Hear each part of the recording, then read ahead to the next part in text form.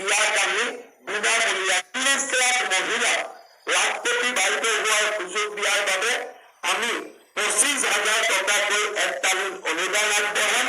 অৰুণোদয় যোজনাত ১২৫০ টকাৰ পৰা ক্ৰমে ৩,০০০ টকা মাহিলী লৈ যোৱাৰ বাবে আমি চেষ্টা কৰিম। বৃন্দাবনী বস্ত্ৰ উভতায়নত ৰাজ্যত আমি CM ত্ৰিপুলে ষ্টাৰ্টআপ আৰু উদ্যোগীকৰণৰ জৰিয়তে আৰু অতিৰিক্ত ১০ লাখ যুৱকক আমি কৰ্মসংস্থাপন দিবলৈ আমি প্ৰয়াস আৰু প্ৰচেষ্টা কৰিম। নতুনকৈ ১৫ লাখ প্ৰধানমন্ত্ৰী আৱাস যোজনাৰ আমি গৃহ প্ৰদান কৰিম। কিন্তু আটাইতকৈ ডাঙৰ কথা, চাহ বাগিচাৰ শ্ৰমিকক মাটিৰ পট্টাৰ লগে লগে আমি তেওঁলোকক প্ৰধানমন্ত্ৰী আৱাস যোজনাৰ একোটাকৈ ঘৰ দিয়াৰ বাবে আমি প্ৰচেষ্টা কৰিম। আমি অসমৰ কৰ্মচাৰী সমাজক প্ৰতিশ্ৰুতি দিছো যে আমি আমাৰ দৰমহা আয়োগৰ প্ৰতিবেদন কেন্দ্ৰীয় চৰকাৰৰ লগত একে দিনৰ পৰাই আৰু একেটা মানদণ্ডৰে আমি ৰূপায়ণ কৰিম। ৰাজ্যত আমি স্বাস্থ্য আন্তঃগাঁথনি, শিক্ষা আন্তঃগাঁথনি, ক্ৰীড়া আন্তঃগাঁথনি আমি নিৰ্মাণ কৰিম। শ্ৰদ্ধাৰ সুধীবৃন্দ, মই বিশ্বাস কৰোঁ ৫ বছৰত ৰাজ্যৰ ২ লাখ যুৱক যুৱতীক চৰকাৰী আমি চাকৰি দিম। ৰাজ্যত আমি CM ত্ৰিপুলে ষ্টাৰ্টআপ আৰু উদ্যোগীকৰণৰ জৰিয়তে আৰু অতিৰিক্ত ১০ লাখ যুৱকক আমি কৰ্মসংস্থাপন দিবলৈ আমি প্ৰয়াস আৰু প্ৰচেষ্টা কৰিম। ৰাজ সাহায্যযুক্ত দলত মচুৰ দাইল, চেনি, নিমখ আৰু মিঠাতেল আমি যোগান ধৰিম আৰু অত্যন্ত দুখীয়া পৰিয়াল ইয়াক আমি বিনামূলীয়াকৈ যোগান ধৰিম। আমি ৰাজ্যত এটা নতুন আন্দোলন কৰিব খুজিছো। প্ৰধানমন্ত্ৰী ডাঙৰীয়াই কয় 1 ডিষ্ট্ৰিক্ট 1 প্ৰডাক্ট। প্ৰধানমন্ত্ৰী ডাঙৰীয়াৰ কনচেপ্টক আমি আগুৱাই লৈ আমি ৰাজ্যত আৰম্ভ কৰিব খুজিছো এক নতুন বিপ্লৱ।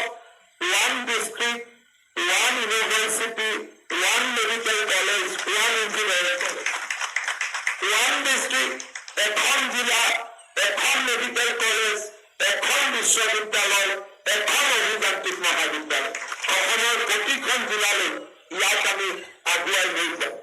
প্ৰাক প্ৰাথমিকৰ পৰা স্নাতকোত্তৰ পৰ্যায়লৈ KG to PG এই সমগ্ৰ শিক্ষাৰ যিটো চাইকেল বৃত্ত তাক আমি বিনামূলীয়া কৰিম। প্ৰাদেশিকৰণৰ সমস্যা আমি সমাধান কৰিম আৰু ৰাজ্যত আমি শিক্ষা খণ্ডত এক নতুন বিপ্লৱ আনিম।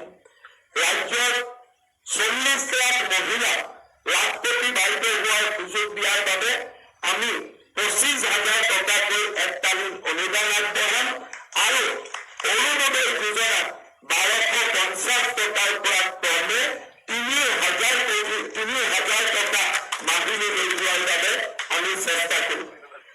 বৃন্দাবনী বস্ত্ৰ উভতায়নত অসমৰ ভাষা সংস্কৃতিক সুৰক্ষা কৰা, অসমৰ জনজাতীয় ইতিহাসক সুৰক্ষিত কৰা, অসমত নিজৰ ছেটেলাইট স্থাপন কৰা, অসমত প্ৰথম থেৰাপিৰ দৰে ট্ৰিটমেণ্ট আৰম্ভ কৰা আৰু আমাৰ অসমক আমি ক্ৰীড়াৰ ৰাজধানী হিচাপে নিৰ্মাণ কৰাৰ বাবে আমি প্ৰচেষ্টা কৰিম।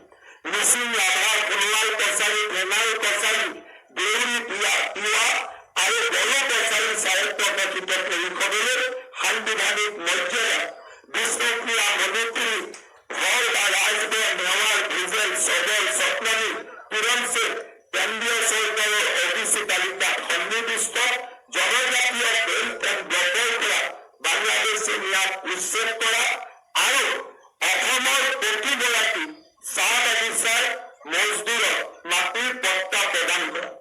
চাহ বাগিচাৰ লোকসকলৰ পাৰিশ্ৰমিক বৰ্তমানৰ চৰকাৰে ২৮০ টকালৈকে বৃদ্ধি কৰিছে।